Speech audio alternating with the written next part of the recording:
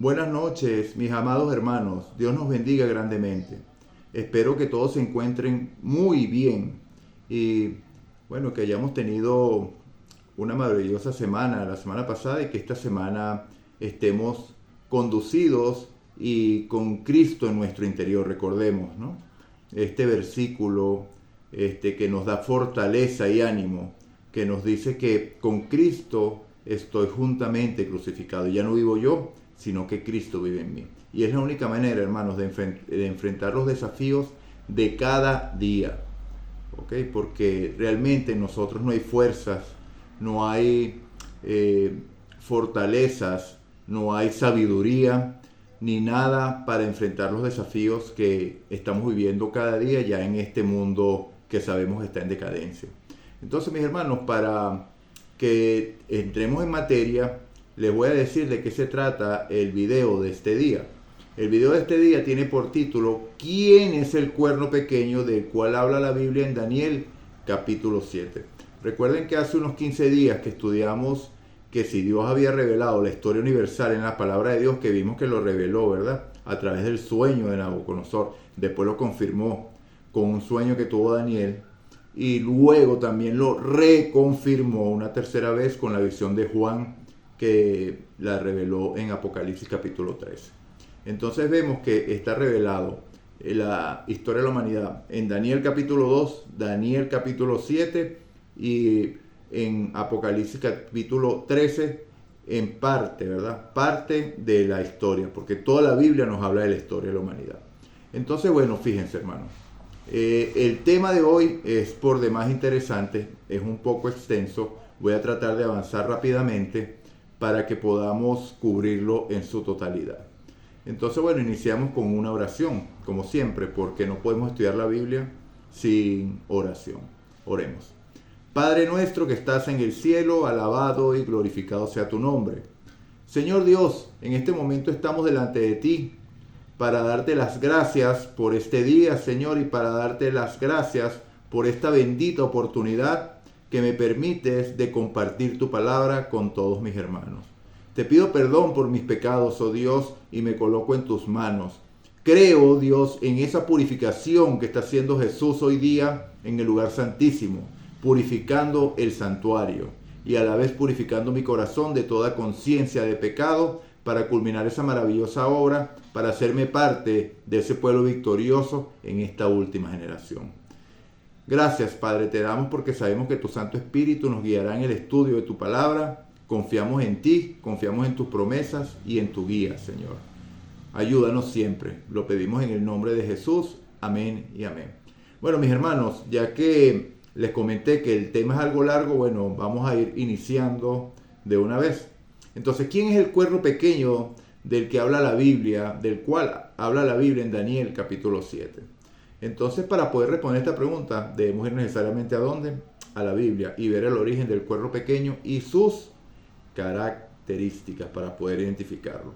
Yo creo que muchos de los que escucharán este video ya estarán familiarizados con el tema, pero tal vez habrá algunos que escucharán esto por primera vez y sobre todo lo que se va a comentar al final del video. Yo creo que esto sí no se nombra mucho en las iglesias y no es un tema de mucho estudio en las iglesias y mucho no se nombra en las iglesias. Recuerden que estamos en un tiempo de la inclusión en el que cuando uno trata de decir la verdad, lo tildan de fanático, lo tildan de separatista, lo tildan de que no busca la unidad. Y no estoy hablando de nuestra iglesia, estoy hablando a nivel mundial. Pero ya Cristo lo había dicho, ¿okay? Que a Él lo aborrecieron y a nosotros nos aborrecerían. Entonces, cuando nosotros predicamos estos temas que son de verdad presentes, generalmente causa rechazo. Pero debemos entender que vamos a exponer la palabra de Dios y será expuesto este poder del cuerno pequeño. ¿Por qué? Porque la Biblia ya lo hizo y la historia lo corrobora. Recordemos que la palabra lo dice, Dios no hará nada sin revelarlo a sus siervos los profetas. Eso lo conseguimos en el libro de Amós. Entonces, bueno, entremos en materia de una vez. Entonces, vamos a ver Daniel capítulo 7. En el primer año de Belsasar, rey de Babilonia, tuvo Daniel un sueño y visiones de su cabeza mientras estaba en su lecho. Luego escribió el sueño y relató lo principal del asunto. Daniel dijo: miraba yo en mi visión de noche, y aquí que de los 4 vientos del cielo combatían en el gran mar. Y 4 bestias grandes, diferentes la una de la otra, subían del mar. La primera era como león y tenía alas de águila, y estaba mirando hasta que sus alas fueron arrancadas.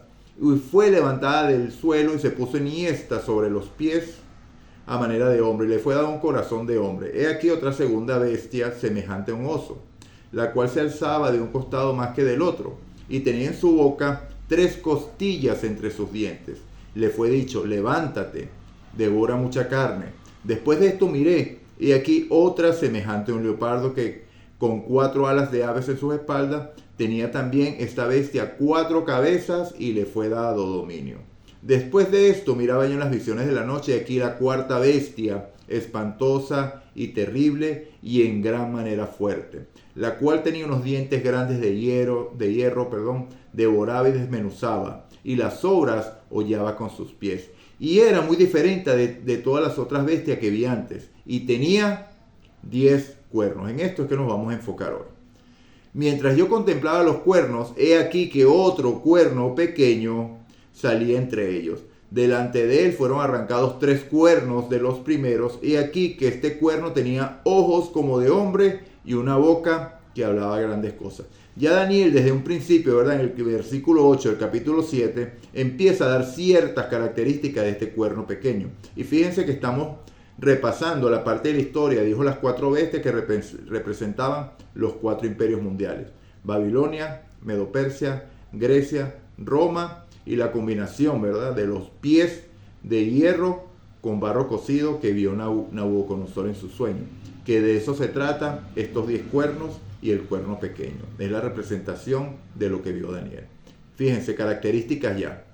Tenía ojos como de hombre, arrancó 3 cuernos.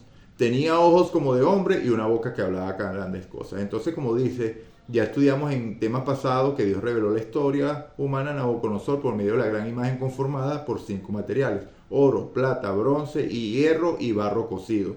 Luego Daniel le reveló lo mismo por medio de una sucesión de bestias que lo acabamos de leer. Al llegar a la 4ª bestia, vemos que Daniel se espantó en gran manera. Y sobre los 10 cuernos que poseía esta 4ª bestia, vimos que salió otro cuerno que era pequeño, pero que se engrandeció hasta tumbar a 3 de los cuernos que habían primero. Entonces ya estas son características que estamos viendo que está llevando a cabo este cuerno pequeño. Entonces repasemos. ¿Qué es una bestia? Recordemos que en la repetición hay aprendizaje, por eso repetimos y repetimos y repetimos, ¿verdad? ¿Qué es una bestia? La misma Biblia responde. En el capítulo 17 de este mismo capítulo, ¿verdad? Perdón, el versículo 17 de este mismo capítulo 7 dice: estas 4 grandes bestias son 4 reyes que se levantarán en la tierra. Entonces vemos que la misma Biblia responde que las bestias son reinos, imperios o gobiernos que se levantaron en la tierra. Entonces fíjense, ahora vamos a estudiar más a detalle, porque ahí no queda la cosa. Después Daniel va a contemplar y va a pedir mayor explicación sobre este cuerno pequeño, porque Daniel quedó, la Biblia dice, maravillado, pero realmente eso significa que es, ¿cómo diríamos? Maravillado, quedó sorprendido y espantado de lo que había visto. O sea, porque Daniel no solo vio quién era esta bestia, sino el poder de destrucción que tendría sobre el pueblo de Dios. Y recordemos que las personas que son parte del pueblo de Dios, cuando ven el sufrimiento de toda la humanidad, pero aún más en el pueblo de Dios, sufren gran aflicción. Y esto fue lo que pasó con Daniel. Entonces fíjense, característica del cuerno pequeño, dice, versículo 8. Mientras yo contemplaba los cuernos, he aquí otro cuerno pequeño salía entre ellos, y delante de él fueron arrancados 3 cuernos de los primeros. He aquí que este cuerno tenía ojos como de hombre y una boca que hablaba grandes cosas. Las primeras características: arrancó 3 cuernos. Tenía ojos como de hombre y boca que hablaba grandes cosas. Pero ¿qué pueden significar estas cosas? Daniel se hizo la misma pregunta y recibió respuesta de Dios. Y Dios nos responde a nosotros también hoy.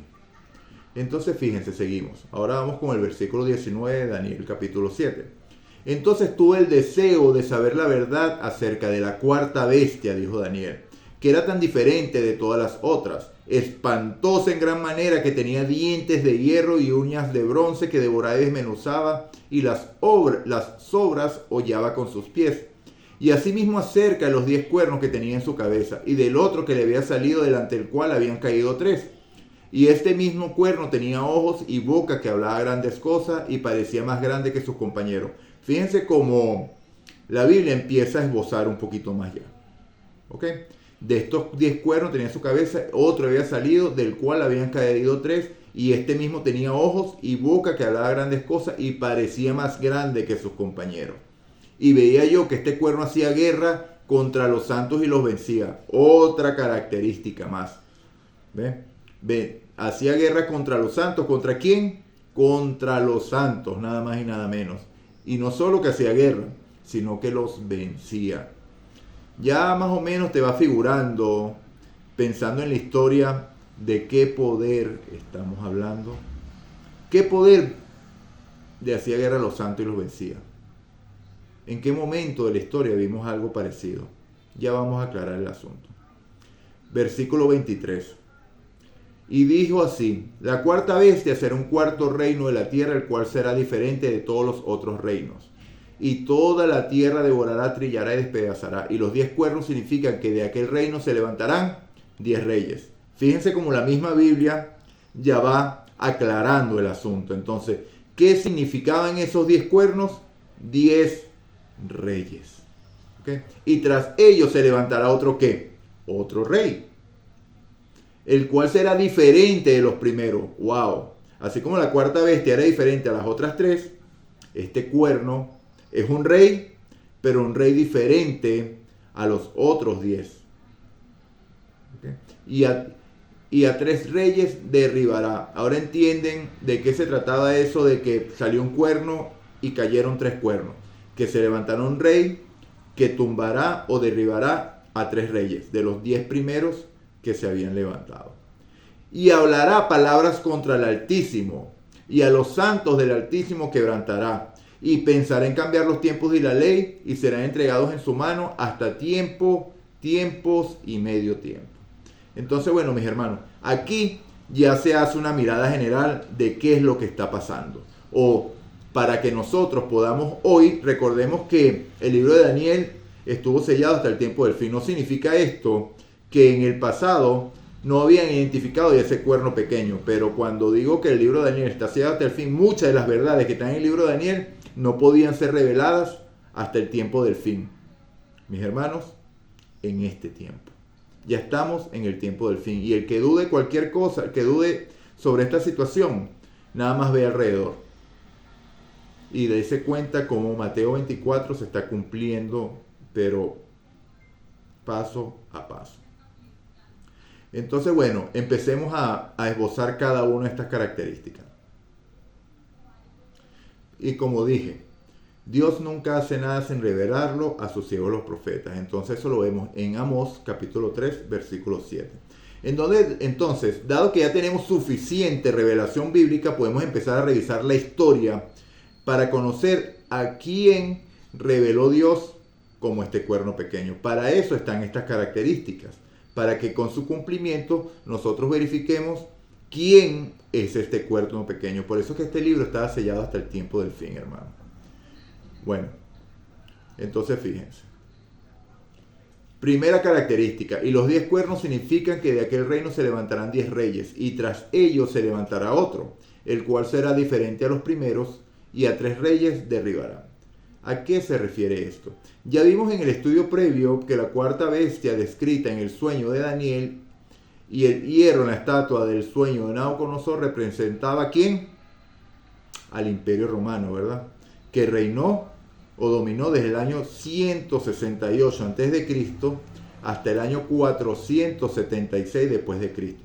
Pero ya vamos a ver que su caída definitiva fue en el año 538 después de Cristo, que empezamos en la era de los pies de la estatua, donde se mezcló hierro y barro cocido. Ya vamos a estudiar esa parte. Sabemos que sabemos porque la historia lo confirma, que el Imperio Romano fue destruido por tribus bárbaras, que los desmembraron en su momento de mayor debilidad. Entonces veamos, hermano, ¿por qué estaba el Imperio Romano en el momento de mayor debilidad? Verifiquemos la historia y veamos cómo Roma se había debilitado por la pérdida de valores, destrucción de la familia, ausencia de relevo generacional, el hedonismo, que dio como resultado primeramente conflictos de interés y guerras civiles, pugnas internas. Cuando no hay control, empieza cada quien quiere ser un caudillo, cada quien quiere ser un jefe, y entonces hay guerras internas y el poder general se debilita. ¿Ok? Como vemos, eso ha sido una constante a lo largo de la historia. Divide y vencerás. Es un refrán conocido en el mundo, ¿cierto? La división política y administrativa y el gasto militar y problemas económicos. Pero todo, mis hermanos, se genera en la destrucción de la base de la sociedad. ¿Acaso podemos decir que es diferente a la situación actual?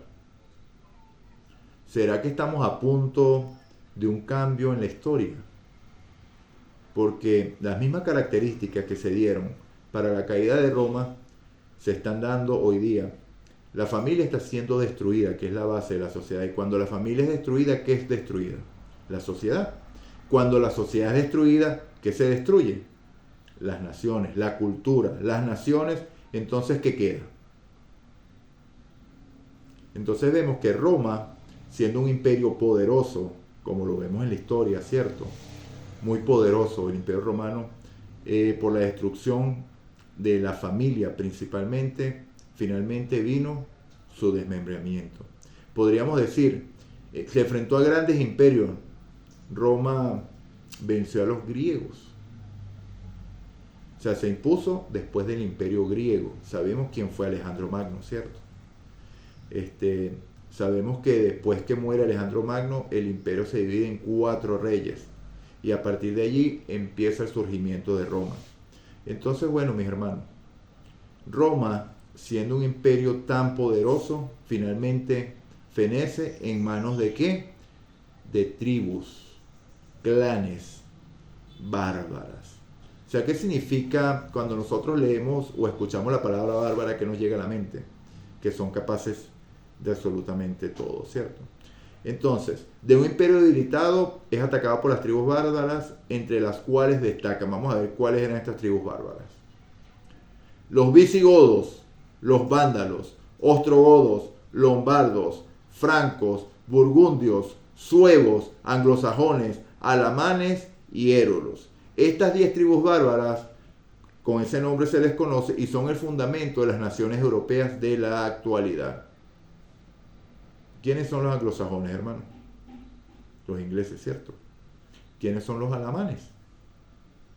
Los francos, los suevos, burgundios. Entonces hay que ir a la historia y revisar cómo se estableció la Europa actual. ¿Ok? Entonces, fíjense, son el fundamento de las naciones europeas. Y en el año 518 fueron derrotados los visigodos. En el año 534 fueron derrotados los vándalos. Y finalmente en el año 538 fueron derrotados los ostrogodos. Las características que compartían estas 3 tribus, era que eran tribus arrianas. ¿Qué es arrianismo?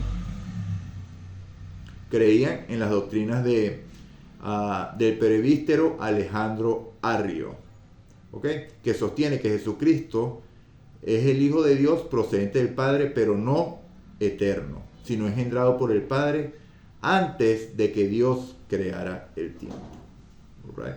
Que dice que Jesucristo tuvo un origen, y vemos que hay religiones o denominaciones que aún mantienen este pensamiento. También los arrianos decían que el Espíritu Santo no es una persona, sino que era una fuerza vital. No negaban la existencia, pero lo negaban como persona. Entonces esto causó un gran rechazo con este cuerno que no podía terminar de salir mientras se mantuvieran esas creencias. Entonces, fíjense que es una guerra de tipo religioso, si se podría decir, porque se basaba, ¿cuál era la piedra de tropiezo? Que estas tribus eran arrianas. Entonces, por eso, este poder se empeñó en destruirlas, en eliminarlas, para poder lograr la supremacía. Entonces vemos cómo se cumple la primera característica. Sale el cuerno pequeño de entre los 10 y ese cuerno pequeño elimina 3 reyes. Lo eliminó. Nuevamente repito. En el año 508 derrotados los visigodos. En el año 534 fueron derrotados los vándalos. Y en el año 538 fueron los últimos derrotados los ostrogodos. Y ahora vemos, fíjense cómo se dio esto. En el año 533, y todo lo pueden corroborar con la historia, hermano. Yo no estoy aquí inventando nada. Esta historia investigada por Google, investigada fácilmente, lo pueden buscar y verificar todo esto que estamos dicho. En el año 533, el emperador Justiniano declaró al arzobispo de Roma, ¿le suena? Entonces ahora saben por qué la estatua tiene en los pies hierro y barro cocido. Todavía queda algo de Roma. ¿De qué estaba compuesto el material que representaba el Imperio Romano? Las piernas de hierro, ¿verdad? Y entonces los pies tienen hierro y barro cocido. Entonces Justiniano declaró al arzobispo de Roma como gobernador de todos los santos sacerdotes de Dios. Sin embargo, la presencia de las tribus arrianas no permitió que se pusiera por práctica este decreto. Entonces, por eso es que era necesario eliminar estas tribus arrianas. Porque tenían fuerza y no permitían que este poder se terminara de consolidar. Entonces fue necesario eliminarlas a ellas. El emperador Bizantino Justiniano I envió a su general Belisario contra los ejércitos ostrogodos en Italia. La superioridad del ejército bizantino fue la clave para la derrota, el exterminio y el aplastamiento de la resistencia ostrogoda. Y fue en el año 538, con la caída de los ostrogodos, que el poder papal tomó control completo, no solo religioso, sino también político. Y así se da inicio al periodo de supremacía papal. Entonces ahora entendemos por qué Daniel 7 dice que el cuerno pequeño era distinto a los otros cuernos. ¿Por qué? Porque este era un poder religioso que se unió al poder civil. ¿Cómo se llama eso, hermanos, en la Biblia? Eso lo estudiamos en el primer estudio. Estudiamos esto, que dijimos que era el vino de Babilonia, la unión de lo santo y lo profano, la unión de las cosas de Dios con las cosas del mundo, la unión de la fuerza religiosa con las fuerzas políticas, ¿verdad? La religión se impone a través de ¿qué? De la política, de las fuerzas militares. Entonces es tremendo, hermanos, lo que sucedió aquí. Entonces ahora vemos claramente por qué la Biblia dice que era un gobierno o un reino distinto a los anteriores, porque venía a imponer sus creencias por la fuerza. O haces y crees como yo creo, o te destruyo. Para eso tengo al poder civil. Y ahora, ¿qué es lo más asombroso de esto? Es que eso volverá a suceder, mis hermanos. Aunque no lo crean, aunque lo vean difícil en este mundo que busca la igualdad y todo esto, hacia allá vamos. Hacia la unión iglesia-estado. Para imponer dogmas, para imponer creencias. Y bueno, una prueba de ello lo vimos recientemente con la pasada pandemia. Okay, no una imposición de dogmas religiosos ni nada por el estilo, pero sí imposición en cuanto a qué hacer, a la solución que debía haber para frenar esta enfermedad. ¿Okay? Entonces, bueno, ya vemos que cuál fue el cuerno que eliminó a 3 de los cuernos y cómo lo logró. O sea, logró la consolidación del poder civil o el poder militar para sobrellevar, para imponerse sobre los otros cuernos. ¿Por qué los otros cuernos no sufrieron? Porque estaban en consonancia con sus creencias. Entonces, fíjense, hay algo que va a pasar a futuro, que es recibir la marca de la bestia en la frente o en la mano derecha, y en la frente la recibirán aquellos que estén de acuerdo. Sencillamente, ok, sí, yo creo eso que dice. Sí, debe ser así. Entonces lo creo, la recibo en la frente. Entonces las otras 7 tribus estaban en consonancia con lo que decía el poder papal y por eso se mantuvieron.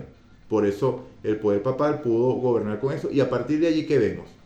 ¿Quién gobernaba, quién coronaba a los reyes de Europa? ¿Quién les decía si podían ser reyes o no ser reyes? ¿Qué pasaba si un rey era excomulgado? Hasta ahí llegaba. Si perdían el favor del Papa, hasta ahí llegaba. Entonces, ¿quién era el que realmente dominaba? Yo no estoy hablando, inventando nada aquí, mis hermanos. La historia lo verifica. La Biblia ya lo había dicho. Y fíjense cómo se cumple la Biblia de manera tan perfecta y de manera tan exacta. Prosigamos. Ok, segunda característica, ¿verdad? Ok, vamos a ver. Y hablará palabras contra el Altísimo. ¿Y dónde podemos conseguir mayor claridad con respecto a esto? ¿Cómo que hablará palabras contra el Altísimo? ¿Qué quiere decir? Porque son pocas, o sea, es una característica distintiva, pero no nos dice mucho. Pero ¿qué palabras hablará contra el Altísimo? Entonces, ¿dónde debemos buscar, mis hermanos? Isaías lo dijo, ¿verdad? Isaías 28:10, línea tras línea, renglón tras renglón, mandamiento tras mandamiento, un poquito aquí, otro poquito por allá. La Biblia se explica a sí misma. Entonces Apocalipsis 13:1 dice, me paré sobre la arena del mar y vi subir del mar una bestia que tenía 7 cabezas y 10 cuernos, y en sus cuernos 10 diademas, y sobre sus cabezas un nombre blasfemo. Fíjese, 10 cuernos, esta misma bestia. ¿Estará hablando de lo mismo Juan? Por supuesto, mi hermano. Versículo 5. También se le dio boca que hablaba grandes cosas y blasfemia. Y aquí aclaramos un poquito más. Y hablaba palabras contra el Altísimo, dijo Daniel. Pero ya Juan amplía un poquito más el horizonte. Dice, se le dio boca que hablaba grandes cosas y blasfemias. Se le dio autoridad para actuar 42 meses. Ojo con este tiempo, 42 meses. Y abrió su boca en blasfemias contra Dios para blasfemar su nombre, de su tabernáculo y de los que moran en el cielo. Entonces ahora vemos a qué se refería Daniel cuando dice que hablaba palabras contra el Altísimo. Blasfemias contra Dios para blasfemar de su nombre, de su tabernáculo y de los que moran en el cielo.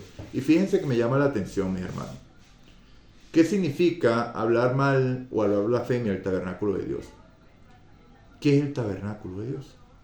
¿Dónde está el tabernáculo de Dios? ¿Quién predica sobre el tabernáculo de Dios? Eso va a ser un tema que lo vamos a tomar, no en mucho tiempo, lo vamos a tomar pronto porque es esencial, mis hermanos.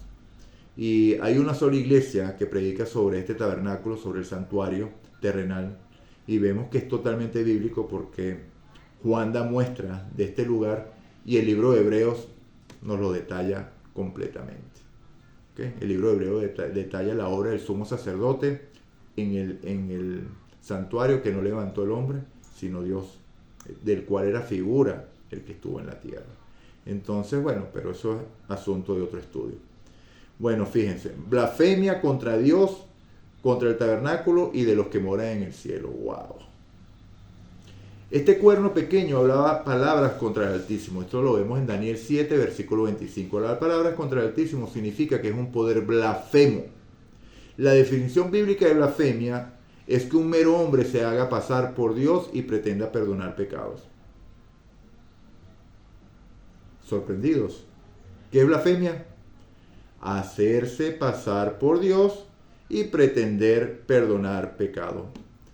¿Hay algún poder en la tierra que diga que tiene poder para ejercer esa autoridad? ¿Será que tiene características similares con ese cuerno pequeño que eliminó a 3 cuernos? de los 10 originales que se habían levantado cuando cayó el Imperio Romano. Entonces fíjense cómo la misma Biblia explica, ¿verdad? Vamos a leer Marcos 2 de 5 al 7, un episodio, fíjense.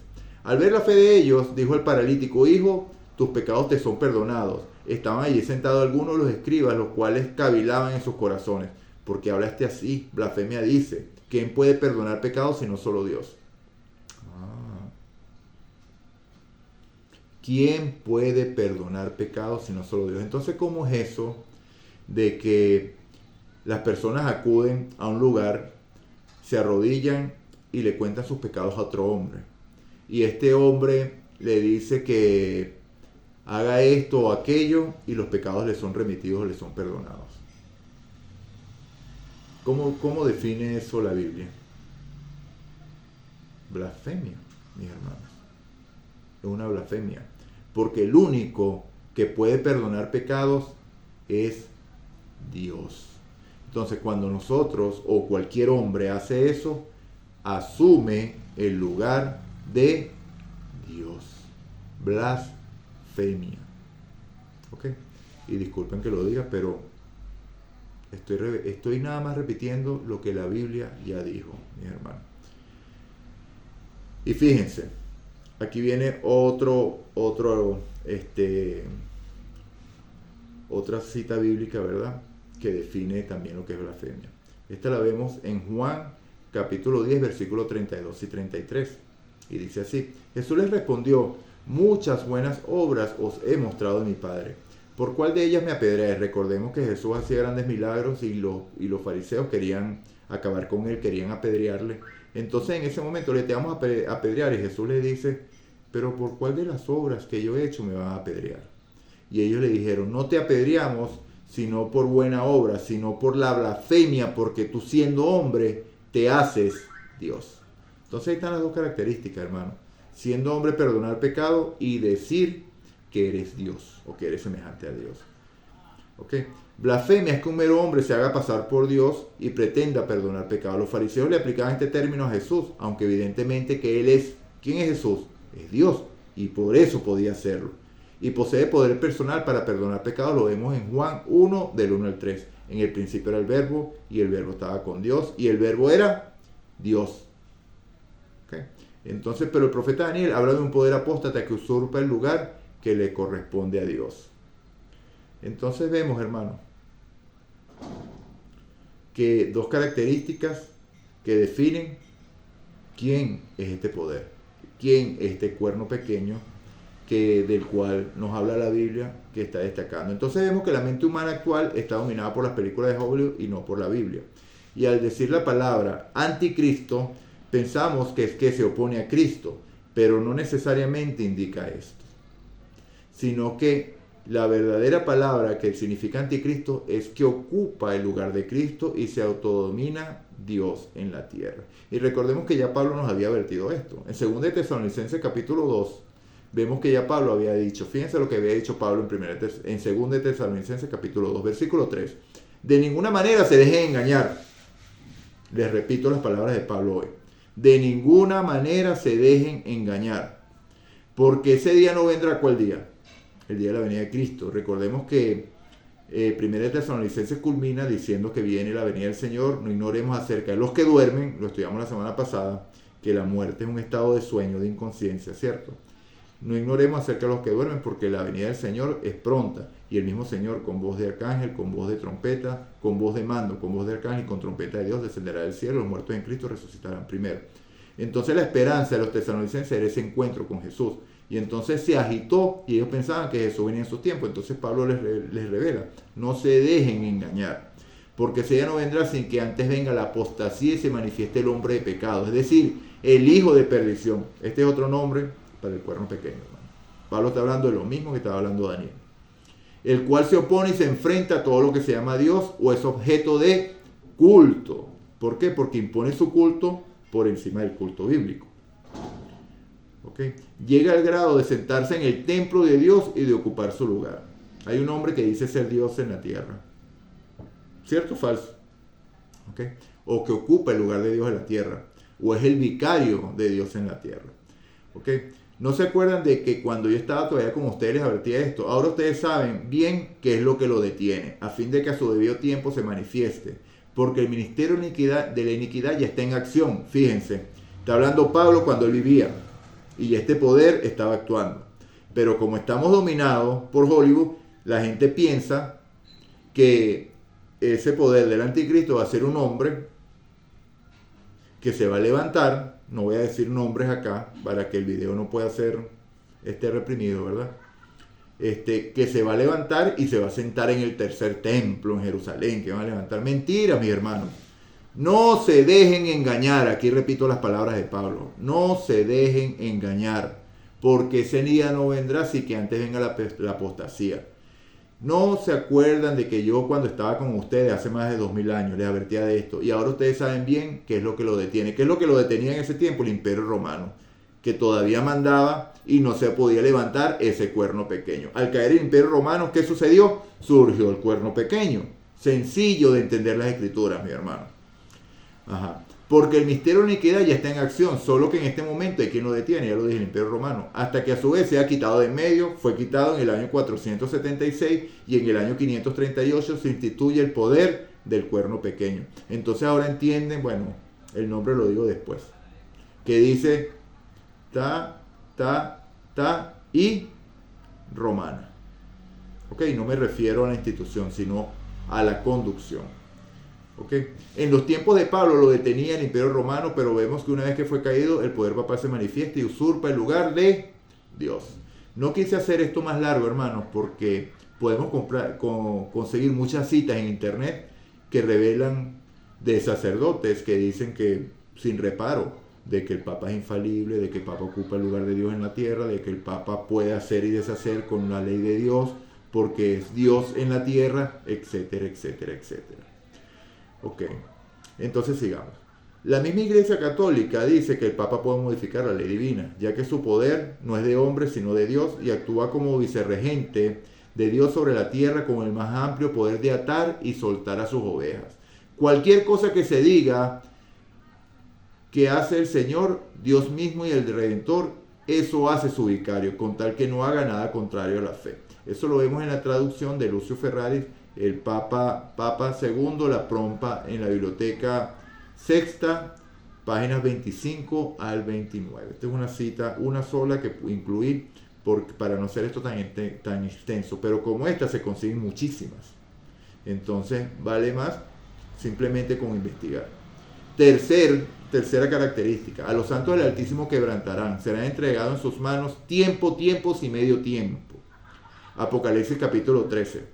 Y se le permitió hacer guerra contra los santos y vencerlos. También se le dio autoridad sobre toda tribu, pueblo y lengua. Y la adoraron todos los moradores de la tierra cuyos nombres no estaban escritos en el libro de la vida del Cordero que fue inmolado desde el principio del mundo. Palabras claves. El Cordero que fue inmolado desde el principio del mundo. Vamos a estudiar lo que es la justificación por la fe muy pronto y vamos a entender exactamente qué dice esto. Eso ya lo vimos cuando estudiamos el pacto eterno, pero lo vamos a reconfirmar. Ok, desde el principio del mundo. El versículo 5 había dicho Juan cuánto tiempo se le permitiría actuar. 42 meses. Y en Apocalipsis 14:11 habla sobre la mujer y habla de 1260 días. Okay, que habrá una guerra y la mujer huirá al desierto por 1260 días. Y en 11 dice que los dos testigos testificarán con silicio por 1260 días. Estamos hablando, hermano, Apocalipsis 11, 12, 13 del mismo periodo. ¿Qué estaba sucediendo? Que ese cuerno pequeño luchará contra los santos y los vencerá. Entonces vemos, hermanos, cómo la Biblia revela, ¿verdad?, que la mujer, ¿quién es la mujer en la iglesia, en la profecía? Es la iglesia. Cómo Dios siempre preservó a la iglesia, cómo llevándola a lugares apartados. Vemos los valdenses, vemos cómo Dios mantuvo a su pueblo a través de la historia, un remanente de su pueblo, las personas que de verdad le abrían el corazón a Jesús y Dios podía seguir manifestándose allí. ¿Por qué? Porque Dios no va a permitir que su iglesia sea totalmente destruida. Permite las pruebas, hermanos. Por eso que aquellos hermanos que digan que no vamos a pasar por la gran tribulación, mis hermanos, agárrense, ¿ok? Que creen un rapto secreto, agárrense. porque nosotros no somos más dichosos de lo que fueron los valdenses. Y recuerden que los valdenses hubo un tiempo en que fueron capturados y fueron masacrados, mis hermanos. Ok, pero eso es historia que lo pueden corroborar. Mis hermanos, el llamado es: estudiemos la Biblia y verifiquemos todo esto que yo estoy diciendo acá en la historia. ¿Por qué? Porque ¿cuál es mi intención aquí? Que ustedes se quiten la venda de los ojos y ya dejen de ser engañados. Eso es lo que yo busco acá. Exalto a Dios, glorifico a Dios y revelo su verdad. La verdad que está ¿dónde? En la Biblia. Sencillo. Que ha sido tapada, ¿por qué? Porque ese vino de Babilonia ha mantenido al mundo ebrio y sus verdades no han sido reveladas o no han sido declaradas. ¿Por qué? Porque el poder, precisamente este poder, lo ha mantenido oculto a las mayorías. Ok, pero aquí estoy como siervo de Dios diciendo: salid de Babilonia, pueblo mío, les dice el Señor hoy. Bueno, seguimos. Entonces fíjense, hermano. Tiempo, tiempos y medio tiempo. 42 meses. 1260 días. ¿Qué es eso? 1260 días son 42 meses. 30 por 42, se hacen la operación matemática, da 1260, lo cual es lo mismo que decir 3 años y medio. Que por cierto, mis hermanos, el ministerio de Cristo duró 1260 días, 42 meses, tiempo, tiempos y medio tiempo también. 3 años y medio, ¿verdad? Entonces fíjense, cuando Daniel dice tiempo, tiempos y medio tiempo, se refiere, ¿cuánto es un tiempo? 1 año. Tiempos, 2 años. Y medio tiempo, medio año. Entonces, cuando sumas un tiempo más 2 tiempos, ¿cuánto es? 3 tiempos. Más medio, 3 tiempos y medio. ¿Que es igual a cuánto? 3 años y medio. ¿Y cómo sé yo que 2 tiempos son 2 años y no son más? Porque cuando la Biblia especifica que cuando es más, indica el número adelante. Por ejemplo, cuando vemos en Daniel capítulo 4, todos lo tenemos que estudiar en las profecías, hermano. En Daniel capítulo 4, en los libros proféticos que son Daniel, Ezequiel, Jeremías, que se complementan unos a otros.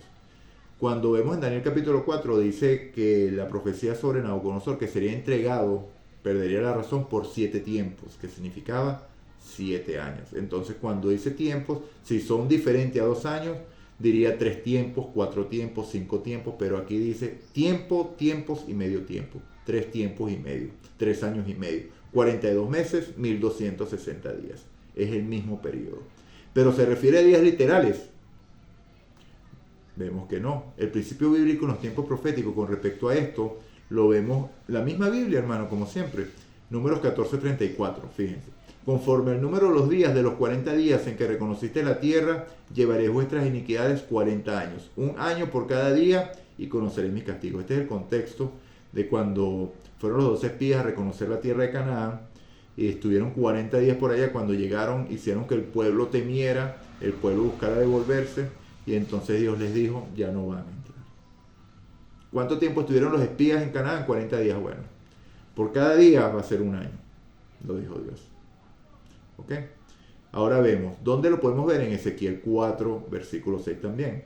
Cumplidos esto, te acostarás sobre tu lado derecho segunda vez y llevarás la maldad de la casa de Judá 40 días. Día por año te lo he dado. Entonces, este es el principio para ver cómo se va a cumplir esto, hermano. Dice 1260 días son 1260 años. ¿Ok?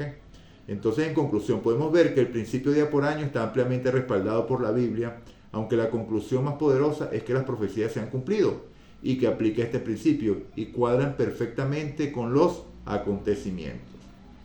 Pero entonces, tomando en cuenta que la supremacía papal se inicia en el año 538, si nosotros sumamos esos 1260 años, nos da aquel año 1798.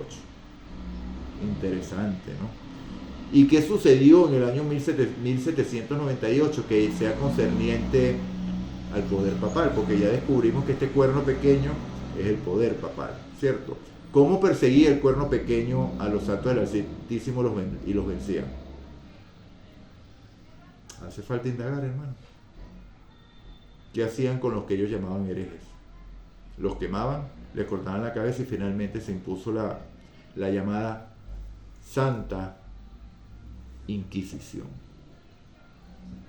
Entonces, ¿eran vencidos los santos por este poder del cuerno pequeño? Lamentablemente sí.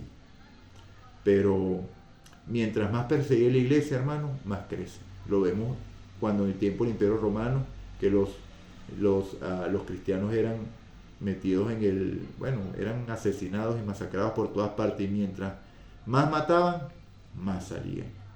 ¿Okay? Y esto no es masoquismo, hermano, ni es locura. Bueno, que la cruz es locura para los que se pierden, ¿no? Pero es la convicción de que nosotros sabemos que hay algo mucho mejor. Entonces vivimos con la fe puesta en esas promesas que están más allá, en Canaán, pero no Canaán aquí terrenal, sino Canaán celestial. Entonces, bueno, sigamos con el tema. Entonces, ¿qué sucedió en el año 1798? La caída del papado. Recordemos que en Apocalipsis 13 dice que esa bestia sufriría una herida mortal, pero que la herida mortal sería ¿qué? Sería sanada y se impondría a la humanidad y nuevamente vencerá a los santos, mi hermano. Entonces ahora vemos que involucra la gran tribulación. Okay. El 10 de febrero de 1798, el joven general Berthier, miembro del ejército de Napoleón, conquistó los diversos estados italianos y finalmente capturó al papa reinante Pío VI. Con esto terminó toda la autoridad del gobierno papal. 1260 años de manera perfecta. Se estableció en el año 538, cae en el año 1798, pero no muere. Mucho cuidado. Continúa, recibe una herida mortal. Entonces vemos cómo claramente el cumplimiento profético, la sucesión y caída del cuerno pequeño que describe Daniel 7. Ahora pensá en cambiar los tiempos y la ley. Veamos cómo en la historia el poder papal, usurpando el trono de Dios, ha pretendido cambiar la ley de Dios, y es fácilmente visible al observar el catecismo católico y ver los mandamientos, y ha habido cambios con respecto a esto. Cuando estudiamos el catecismo y revisamos los mandamientos, revisamos en las páginas de los mandamientos, los 10 mandamientos del catecismo son: amarás a Dios sobre todas las cosas, no tomarás el nombre de Dios en vano, santificarás la fiesta, honrarás a tu padre y a tu madre, no matarás, no cometerás actos impuros, el séptimo es no robarás, el octavo no dirás falso testimonio ni mentiras, el noveno no consentirás pensamientos ni deseos impuros, otras versiones dicen no codiciarás la mujer de tu prójimo, y el décimo no codiciarás los bienes ajenos. Pero ¿son esos los mandamientos que están escritos en la Biblia? Por supuesto que no, mis hermanos. Los mandamientos de la Biblia, Éxodo 20, primer mandamiento: no tendrás dioses ajenos delante de mí, igual al primero. Segundo mandamiento, este no existe en el catecismo: no te harás imagen ni ninguna semejanza de lo que esté arriba en los cielos, ni abajo en la tierra, ni en las aguas debajo de la tierra. No te inclinarás a ella ni las honrarás, porque yo soy Jehová tu Dios, fuerte, celoso, que visito la maldad de los padres sobre los hijos, hasta la tercera y cuarta generación de los que me aborrecen, y hago misericordia a millares, a los que me aman y guardan mis mandamientos. Entonces fíjense, hermano, cuando Dios dice aquí que visite la maldad de los padres sobre los hijos hasta la tercera y cuarta generación de los que me aborrecen, no quiere decir eso que el hijo pague el pecado del padre, sino que simplemente, ¿qué aprende el hijo? Lo que le enseña el padre. Entonces, si mis padres adoran y se postran ante imágenes, ¿qué van a hacer mis hijos? ¿Cuándo se rompe eso? Cuando llega alguien que lo corta. Por eso que dice, eso normalmente es entre 3 y 4 generaciones. La Biblia no miente, mis hermanos. Tercer mandamiento: no tomarás el nombre de Jehová tu Dios en vano, porque no dará por inocente Jehová al que tomare su nombre en vano. Vemos hoy comúnmente cómo nombran a Dios para cualquier cosa, mi hermano. Este es el segundo mandamiento allá en el catecismo: no tomarás el nombre de Dios en vano. Este segundo de no te harás imágenes, eso no existe, por algo, ¿cierto? Ok. El cuarto mandamiento, este es el mandamiento que está eliminado aquí en el catecismo y que las iglesias cristianas también lo eliminaron. Este no les gusta. Entonces dicen, no, que esto quedó clavado en la cruz. Este quedó clavado en la cruz, pero los otros 9 sí. Los otros 9 sí existen. O sea, ellos sí están de acuerdo que no se adorar imágenes, nada de eso, pero este no existe. Entonces dice, acuérdate del día de reposo para santificarlo. 6 días trabajarás y harás toda tu obra. Mas el séptimo día es reposo para Jehová tu Dios. No hagas en él obra alguna, ni tú, ni tu hijo, ni tu hija, ni tu siervo, ni tu criado, ni tu bestia, ni tu extranjero que está dentro de tus puertas. Porque en 6 días, ¿qué tal? ¿Por qué? Porque Dios es creador, hermano. Porque Dios es creador. Y los huestes celestiales adoran a Dios porque es creador. Entonces, este cuarto mandamiento, ¿a qué señala? A Dios como creador. ¿Okay? A la creación, a Dios creador. ¿Qué pasara si el mundo no hubiera olvidado esto? ¿Ustedes creen que se hubiera levantado la teoría darwiniana de la evolución? Por supuesto que no. ¿Okay? En 6 días trabajarás, porque en 6 días hizo Jehová los cielos y la tierra y el mar y todas las cosas que en ellos hay, y reposó en el séptimo día. Por tanto, Jehová bendijo el día de reposo y lo santificó. O sea, es un día especial. ¿Qué es santificar? Apartado. ¿Para qué? Para que recordemos que Dios es nuestro creador. Ese es el objetivo de ese día. ¿Ok? Quinto mandamiento, honra a tu padre y a tu madre para que tus días se alarguen en la tierra que Jehová tu Dios te da. Sexto, no matarás. Séptimo, no cometerás adulterio. Octavo, no hurtarás. Noveno, no hablarás contra tu prójimo falso testimonio. Noveno, no codiciarás la casa de tu prójimo, ni codiciarás la mujer de tu prójimo, ni su siervo, ni su criado, ni su buey, ni su asno, ni cosa alguna de tu prójimo. Entonces vemos cómo el papado como institución cumple con las características del cuerno pequeño. ¿Dudas, hermano? Absolutamente ninguna, ¿cierto? Pero fíjense, hermanos, hay algo que yo quiero aclarar aquí. Aquí yo estoy diciendo que es el papado como institución. Es el papado. Aquí yo no estoy hablando de la iglesia católica. Si bien la iglesia católica está embriagada, está engañada del vino de Babilonia, porque sus líderes la hacen beber del vino de Babilonia, ahí hay muchos hermanos que son fieles. ¿Fieles a qué? A lo que creen que Dios ha dicho, porque no han conocido su palabra todavía. Pero cuando ellos conozcan su palabra, la palabra de Dios, van a salir de allí y van a escuchar la voz de Dios que les dice, salid de Babilonia, pueblo mío. ¿Y por qué digo esto? En 1798 fue apresado Pío VI. El poder papal perdió el poder sobre el poder civil. Pero, ¿dejó de existir la iglesia católica? Por supuesto que no. Entonces ahora vemos, hermano, por qué se llama iglesia católica, que la iglesia católica son todas, ¿verdad? La iglesia católica significa iglesia universal, apostólica, porque supuestamente es fundada sobre la teología o las creencias apostólicas, pero lo que no es la iglesia de Cristo es romana. Eso sí no. O sea, porque el hierro no debería estar mezclado allí. Porque lo santo y lo profano y lo civil y lo religioso no se mezclan. Esas cosas deben estar separadas. Siempre que hay la unión entre la religión y el poder civil, el resultado es el mismo, hermano. Persecución. Siempre es el mismo. Y eso es lo que viene pronto. Por eso es que el mundo está como está. Por eso es que vemos que la moralidad ha bajado y todos anhelamos que haya un cambio para que se restablezcan los valores, porque si no esta sociedad va al camino ¿al qué? Al desfiladero. Y ese es el plan de Satanás. ¿Ok? ¿Para qué? Para que se vuelva a unir la iglesia y el Estado. Hay que poner un control, hay que establecer leyes que pongan un límite ante tantas cosas que se ven. Iglesia y Estado otra vez. Trabajemos juntos. Acomodemos este mundo. La familia está siendo destruida. Hagamos algo.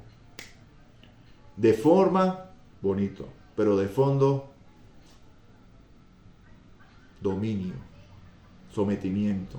Y ya lo vimos. Ya vimos una pequeñita muestra de lo que hay, de lo que pretenden hacer. Y ya vemos, hablamos de la Agenda 2030, hablamos del gran reseteo. Todo forma parte de lo mismo, hermano. Ahora veamos esta parte, que esto es lo que dije que con la conclusión, hermanos, ¿habían escuchado ustedes esto? Sobre todo ustedes, mis hermanos protestantes, que dicen que tienen la doctrina pura, la sana doctrina, y hacen lo que decían los reformadores. En sus iglesias predican esto, que el cuerno pequeño es el papado. ¿Lo habían escuchado? lo enseñan. Le advierten a sus miembros qué es lo que está pasando y qué es lo que va a pasar cuando esa herida mortal sea sanada. Fíjense lo que hablaban los reformadores. Fíjense. Pero la verdad es que la iglesia protestante históricamente ha enseñado y ha hecho un tema dogmático que el anticristo o hijo de perdición es el papado, el linaje de papas de la iglesia de Roma. La doctrina se encuentra desde siglos antes de la Reforma, en las enseñanzas de los pioneros antes de la Reforma del siglo XVI, tal como Juan Wycliffe, los Loyardo, los Valdesen, Juan Hus. Luego en la Reforma, los primeros reformadores, Martín Lutero, William Tyndale, Ulírico, Zwinglio, declararon que el papado es el mero anticristo y el hijo de perdición. Los reformadores lo tenían claro, hermano. Si en tu iglesia no te han dicho esto, ora, pregunta y arrodíllate ante el Señor y dile: Señor, ayúdame. ¿Por qué no me han enseñado esto que lo creían los reformadores? ¿Por qué no me han enseñado que los reformadores decían esto?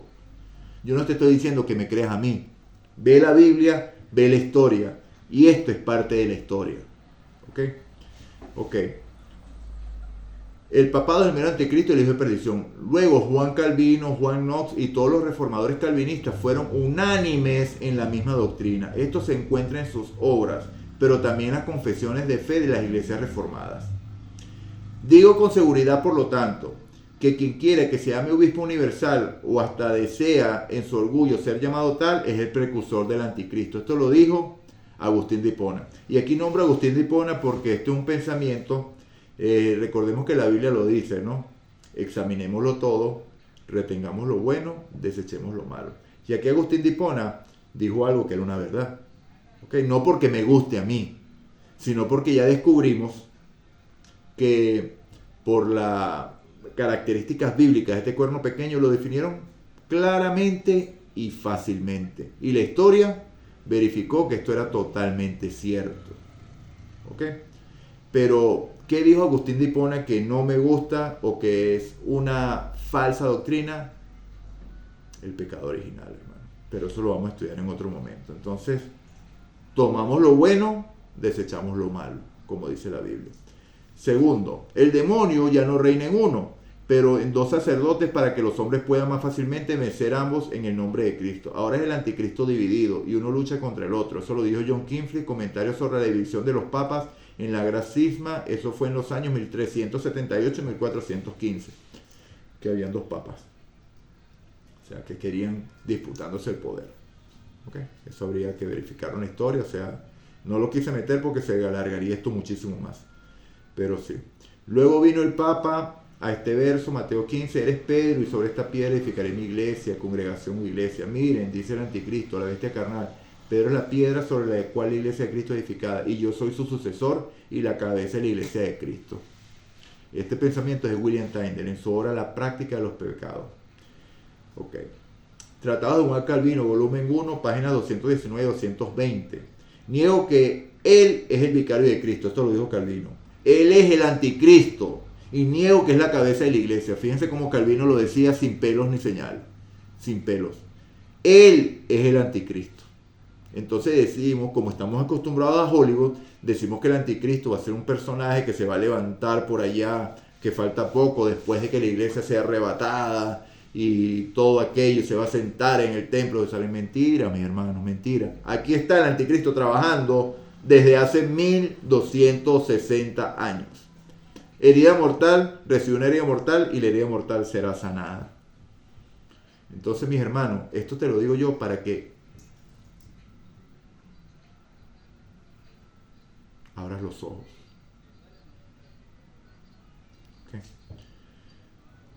Daniel y San Pablo predijeron que el anticristo se sentaría en el templo de Dios. Daniel 9:27 y 2 Tesalonicenses 2:4. Y nosotros decimos que el Papa es el capitán general de este reino maldito.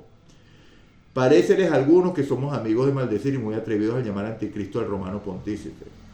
Aquella tiranía que el Papa mismo ha tenido por tantos años ejercitado sobre la iglesia. El mismo anticristo, hijo de perdición, de quien Pablo habló. Esto lo dijo Juan Knox en las cartas de Zurich, la página 199. La Confesión de Westminster, 1647, capítulo 25 de la iglesia. No hay nada, no hay más cabeza de la iglesia que el Señor Jesucristo. Amén, la gloria sea para Dios.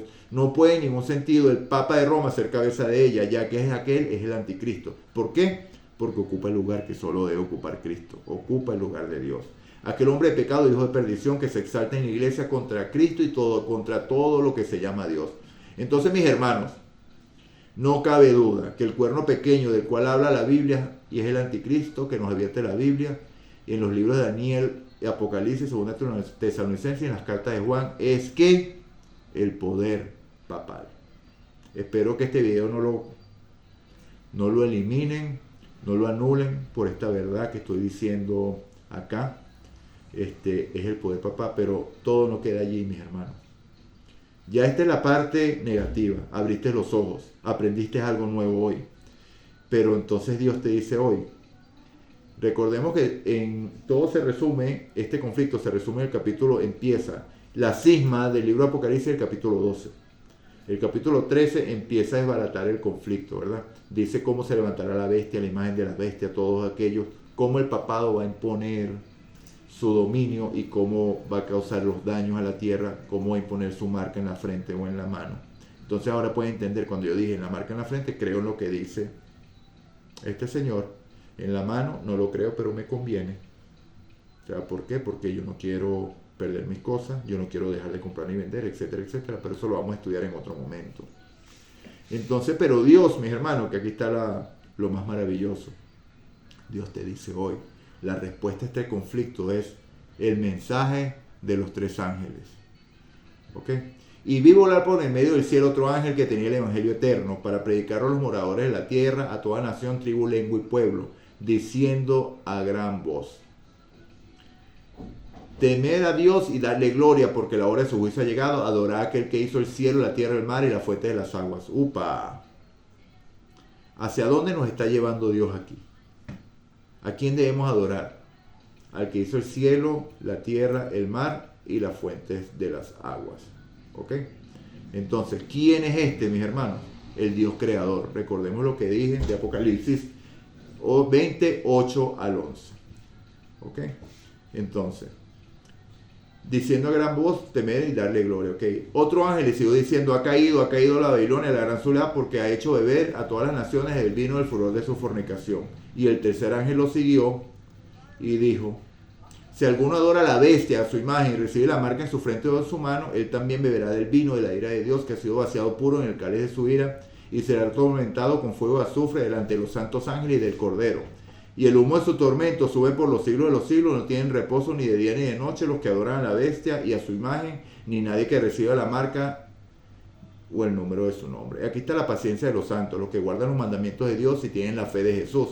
Y oí una voz desde el cielo que decía: bienaventurada de aquí en adelante los muertos que mueren en el Señor. Sí, dice el Espíritu, descansarán en sus trabajos, porque sus obras con ellos siguen. Entonces te repito, hermano, salid de Babilonia, dice el Señor. Salid de Babilonia, hermano mío. Jesús te dice hoy: ven a mí, entrega tu corazón. Yo morí por ti. Mis hermanos, aún la puerta de la gracia continúa abierta, y por eso el llamado sigue activo hoy. Si escuchas hoy mi voz, no endurezcáis vuestros corazones como en la provocación. Mis amados hermanos, hoy, por la gloria de Dios, fue revelado una gran enseñanza, ¿verdad?, que trata sobre este cuerno pequeño del cual habla Apocalipsis. Y bueno, la Biblia es clara y sencilla para entender cuando somos conducidos por el Espíritu Santo. Entonces sabemos, mis hermanos, que este cuerno pequeño del que habla la Biblia es el poder papal. Pero Cristo te dice hoy: yo morí por ti. Yo te amo, entregué mi vida por ti. No tienes por qué perecer, no tienes por qué seguir engañado. Mira que nadie os engañe, dijo Jesús en Mateo capítulo 24, creo que versículo 15. Esto ya los he dicho antes, dijo Jesús. Entonces, mis hermanos, abramos nuestro corazón a Cristo, entreguemos nuestro corazón a Él, rindamos nuestra vida a Él, y podremos en aquel día, no muy lejano, porque debo decirte, mi hermano, que Jesús está a las puertas. La venida de Cristo es hoy más inminente que nunca. Es tu derecho no creerlo, pero es mi deber anunciarlo. Entonces, mi hermano, Cristo te dice hoy, yo te amo, yo morí por ti. De tal manera amó Dios al mundo que dio a su Hijo unigénito, para que todo aquel que cree en Él no se pierda, mas tenga vida eterna. Dios nos hace un llamado hoy, hermanos. Jesucristo murió por nosotros. Oremos.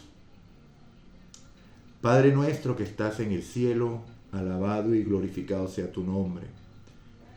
En este momento venimos delante de ti para darte las gracias, oh Señor, porque has revelado toda la verdad con el fin de que no seamos engañados, con el fin de que tu verdad prevalezca y tu pueblo pueda salir de Babilonia a tiempo.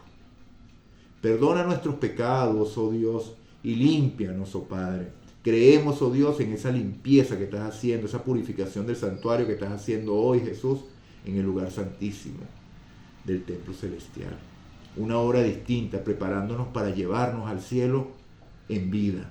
Una obra distinta a la que hiciste en el lugar santo, que era preparar a tus santos para que pasara al descanso y resucitarlos en el día postrero. Oh mi Señor Dios, te doy las gracias, oh Padre, porque has dicho tu verdad hoy. Guárdanos, guíanos, perdona nuestros pecados y síguenos usando, Señor, te lo pedimos en el nombre de Jesús. Amén y amén. Bueno, mis hermanos, desde un principio dije que el tema era algo extenso, sobrepasó la hora, pero no tiene desperdicio. Entonces les pido que por favor vean el tema, si les gusta el tema, le den me gusta para que este tema no quede en las pocas personas que lo están viendo. Y así lo ve una sola persona, no importa, porque yo no estoy trabajando para me gusta, yo estoy haciendo la obra de Dios, lo que Dios me dijo que hiciera, ¿verdad? Algo que bueno, esto estaba en mi corazón desde hacía mucho rato, pero lo había postergado porque siempre da un tanto de temor iniciar con estos ministerios, porque uno no sabe cómo va a ser recibido y siempre está la parte del hombre, pero si no te escuchan, pero eso no importa, Entonces finalmente, hermanos, les digo, vean el tema, compartan el tema, comenten el tema y por sobre todas las cosas, si es primera vez que tú escuchas esto y esto que decían los reformadores, si eres protestante y en tu iglesia no te han hablado de esto, pregunta al respecto, investiga al respecto, y si te das cuenta de que si es así, pregúntale a tus pastores por qué no te han hablado de esto, o es que quieren que recibas la marca de la bestia.